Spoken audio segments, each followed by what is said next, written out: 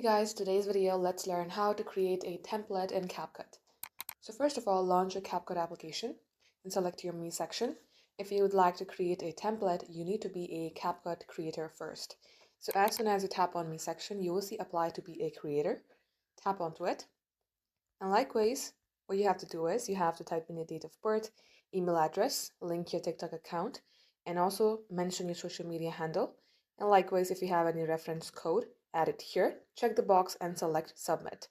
As soon as you select Submit, it will take around 1 to 2 business days for CapCut team to review. And if you get selected for a creator, then each time that you make a video, let's say a template or anything, a video which you have edited, you will see something says post as template. Some people will see the share to TikTok, but you will see this post as template. And likewise, all you have to do is select post as template, and then your template will be created. Also be noted, this all happens if you get selected as a CapCut creator.